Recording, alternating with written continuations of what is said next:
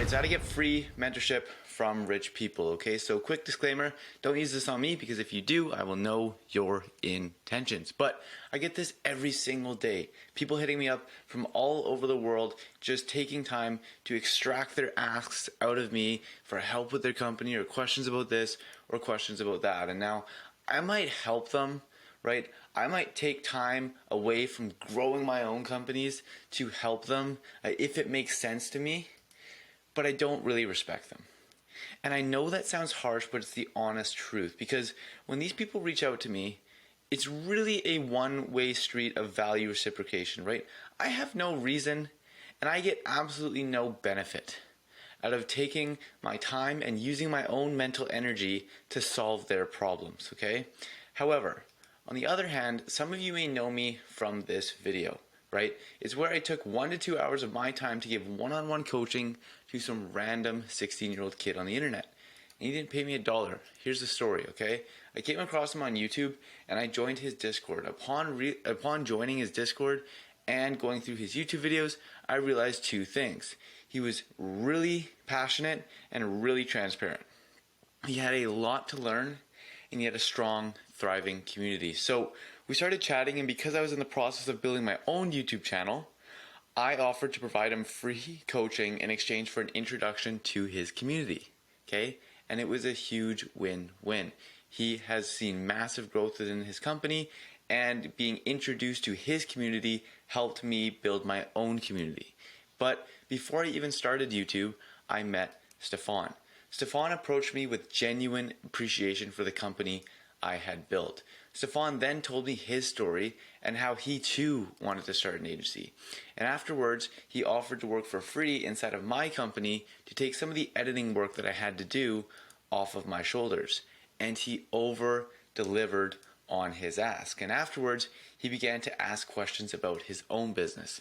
And soon enough, I went all in to help him, and well, you can see what has happened here with his agency. So how much did Stefan pay me for me to help him grow his company? $0. In fact, I paid him as he helped me with his editing. So what did Stefan and Saeed do that hundreds of people who reach out to me asking for help don't do?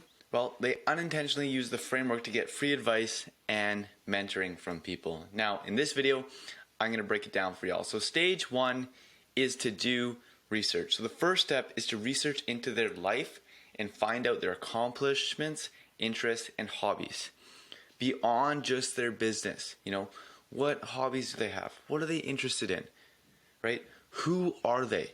You want to figure out who the person is. Stage 2 is to show genuine appreciation, okay? The next step is to contact them and show genuine appreciation for what they do and ask a thoughtful question, okay? Most of you guys do this wrong, right?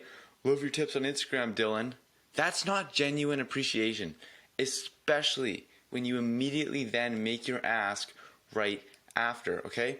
So, quick story. I was actually on a free call helping people out with their business. And what happened was, a lot of people just, hopped on just question, extract, me, okay? Then this one individual hopped on the call and he said, "Hey, Dylan, I watched your 100-kilometer ultramarathon video. I thought it was very inspiring. I loved this about it and I loved that about it, and it actually really impacted my life in this way. Because of that, I was curious to ask how it impacted you."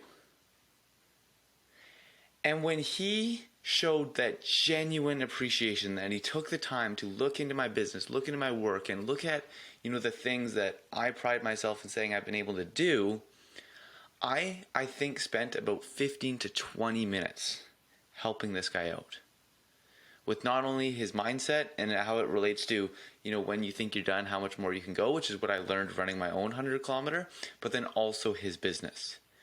Where everybody else on that call, it was, how do I send Instagram DMs? Well, here's how you do it. And then that was the end of the call.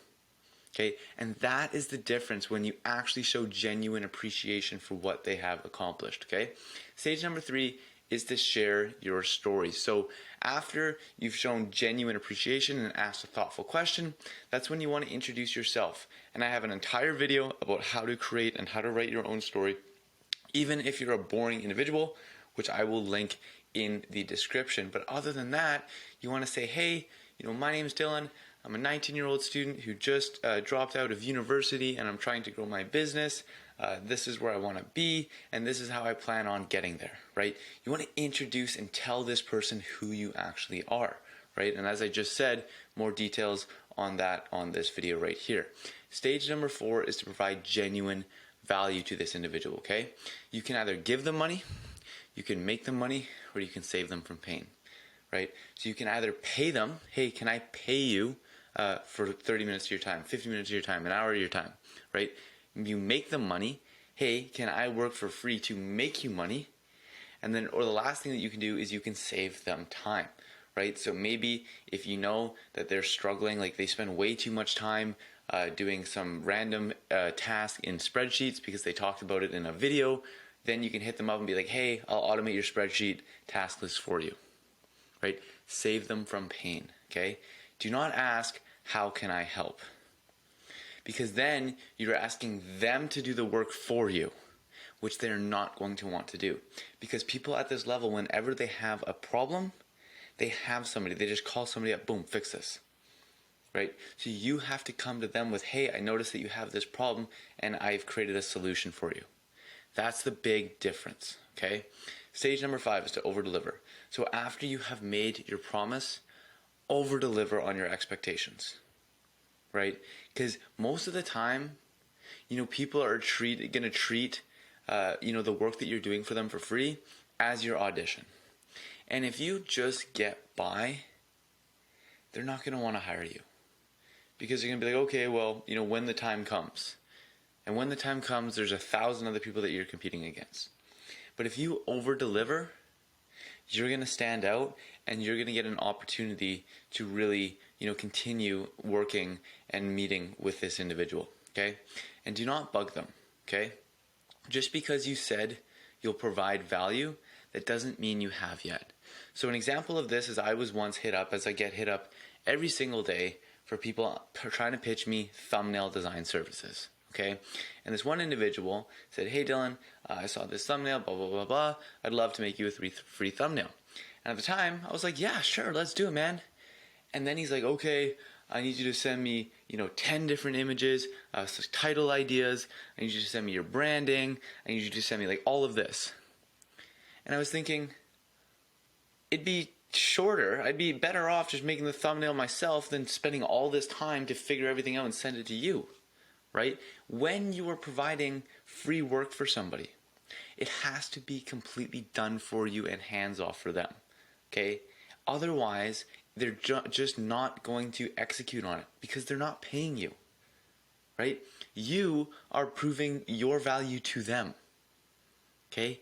You can't rely on them to send you content, to film this video for them, right? If you're doing short form content, don't send them a script and say, hey, can you film this video? Go into the content that they already have and repurpose it into short form content. That is how you do it, okay? Stage number 6 is to make a small ask, okay? So after you have wowed them, you want to ask a quick question about your own business, right? Ask for a little bit of advice that, isn't much of a burden for them to answer. And then once you have that piece of advice, take relentless action on it, okay? If they tell you to send 20 DMs a day, start sending 200 DMs a day, okay? Because now is your chance to prove that you are worth somebody mentoring to. That is my biggest fear, even though it's not an actual fear, when people ask for help. It's like most people that come to me and ask for help, I know are going to fail with, they're going to fail with their SMA and they're not worth helping. Because they're just on some emotional high because they're all motivated, but they're not really entrepreneurs. They're not really going to succeed with SMMA.